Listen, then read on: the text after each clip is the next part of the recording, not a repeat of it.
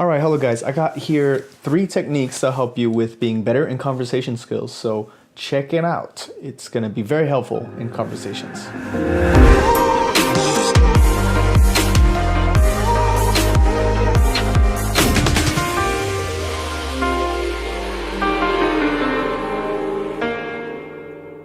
Alright guys, so it's Adam, and I got here these 3 techniques, things that will help you be better at conversation skills. And these are things I've been learning recently that have been very helpful in conversation skills. The problem for me is that I just forget to use them or to turn on the conversation skills stuff, because a lot of times in the past I've been very task-based and I'll forget, oh yeah, there's people around. I like getting the things done when there's other people there, and when in a group setting or you want to make things work smoothly, that tends to happen, and it happens a lot in the past. So now I'm trying to be better out there with conversation, but I got to remember that I have to use it. So your goal in conversation is that you want them to feel comfortable with you, so they eventually will open up more and more. And obviously this is not a one-way street. This is a two-way street. So you got to do this with yourself as well. It can't be just all talk on one end and the other end just listening. It's obviously a back and forth game of tennis. You're swinging the racket back and forth, hitting the ball. The subject is the ball moving back and forth between the two people. Sometimes it moves faster between the two, maybe slower, maybe you catch it and you serve a new subject. Things works like that. And there's a flow to conversation skills that you have to remember, and you could kind of force things in a conversation, but you shouldn't do it too much. You should allow it naturally to flow, and you can bring up related things. So you got to make sure the person feels comfortable. And some of the things that you can do to help them feel comfortable is your body language. It's the first thing that they see. They could either tell if you're having a closed body language, which is a lot of, your arms are in your hands are in your pockets, or you're like hiding your body, basically. That's kind of like a closed body position, a closed body language position.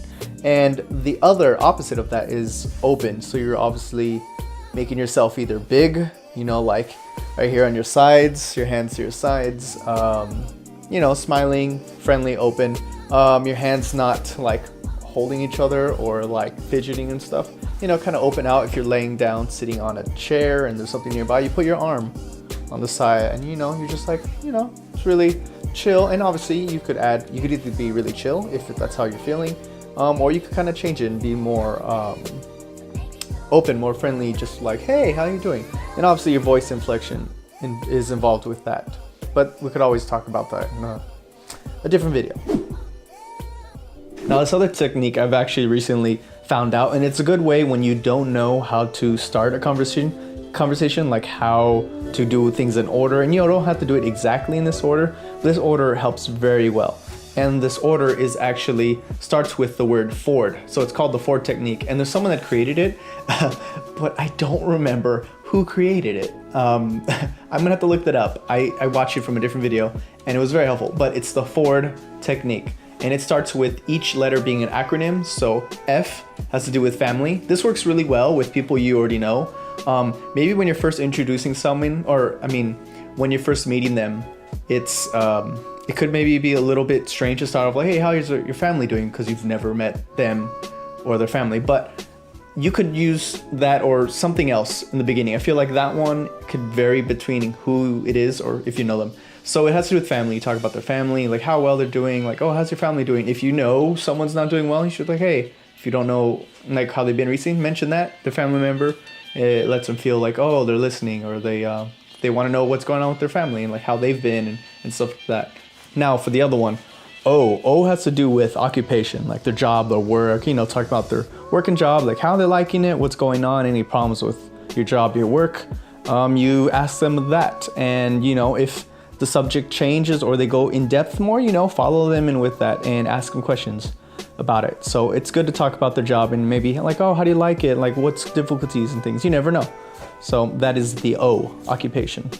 Now the third one is R for recreation, and that has to do with their hobbies and the things that they like doing when they're not working, or maybe sometimes their work is their recreation time.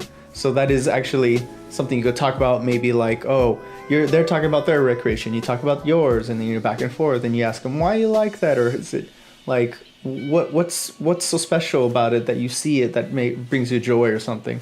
And that's the R, recreation. Now this final one is probably the hardest one to get to. If you started with this one first, it's probably not going to sit well because you haven't got enough repertoire, you know, like them getting closer, feeling good around you or with you. But this last one is D for dreams, and this is one that I actually would like to hear more from people, or try to like get them there, which I have to work to get there, to get to that point in their in the conversation and that repertoire with them. But it's dreams. Like, what do they like doing? What is something that they're working at, or maybe they're not doing their dreams yet? Like, I don't know, making videos, helping others, or maybe they're like a nurse, or they're trying to become a nurse, or they just tell you all their dreams, but they haven't gone and took the steps to make that happen yet. So maybe even with that, you could help encourage them. And if you have not just encouraging words, but practical words, like maybe you know something about the process for them, how to achieve it, that'd be very helpful, because sometimes giving them encouragement is great, but if they don't know the steps how to get there, then they're still gonna feel lost. So that's also a good thing to remember. That's like a side thing that's could be talked about in a different video. And I just want to tell you guys that there's all these videos, all these things that I've learned there. You could check them out in the description down below for more improvement videos, either mine or others that I've found that are very helpful. And they're curated from me in a certain order that I think is very helpful. So anyways, back to dreams. So the dreams is something that can get very personal, things that they like. Maybe there's something they want to accomplish, they're currently trying to accomplish, and it's a struggle that they're having, and it's good to talk about, like, oh, that struggle they're trying to do, and maybe they're trying to figure out what their dream is, and maybe you could help them or suggest things. I don't know. It's something that you never know what someone's dreams are until you ask them, and you're like, oh wow, I didn't know that about you, and that can really open up a lot of things. And then you could talk back with your dreams, or maybe if they relate in somehow, you never know. It's like a cool thing in conversation that you could always remember.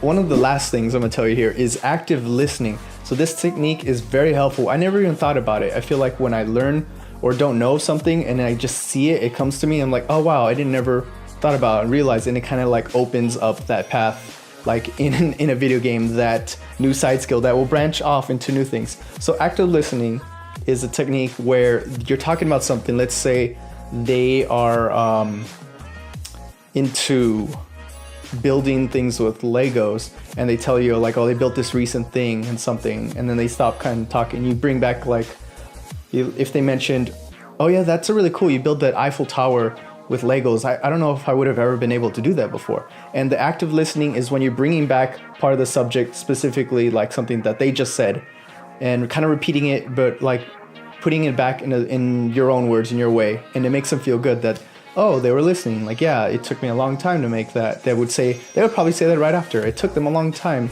It took me a long time to make the Eiffel Tower, a lot of little pieces, and I lost things. And Legos, you could lose pieces anywhere. It's like, yeah, I lose things with my kids. If you have kids, they're like, yeah, they lose things. They put them in weird places, and I can never find them because they're always taking them. And then the conversation could keep changing, or you could go back with the Legos and like, oh, the kids, you know, like they step on it, the Legos, I don't know. That's just a side thing. And that's active listening. You bring back a little piece of what they said to them, and it makes them like, oh, they're listening. So those are some of the 3 techniques that I learned. There's obviously a lot of other things, and you could go more in depth into everything. So don't forget, check out the links in the description. That will be helpful for you if you just never thought about this. I feel like for me, some things, like things I don't know, I just don't know until I found them. And basically once you find them, it opens up a whole new like area of stuff that you could look at. And it's like expanding a new part of your brain, and that there's a new skill tree to go down. So thank you guys for watching. Please consider subscribing if you're not already. And these videos on this channel, even though they're not exactly creative, they are creative in the ways that help you better communicate with others, and being more specific and telling others about your dreams or creative dreams or things you want to get out there. So that in a way is creative. Creative is not just making things, it's also in how you view and mold things together of 2 different things to create something new, a new experience. So thank you guys for watching, and please don't forget to be awesome and create things out there. I'll see you guys. Bye.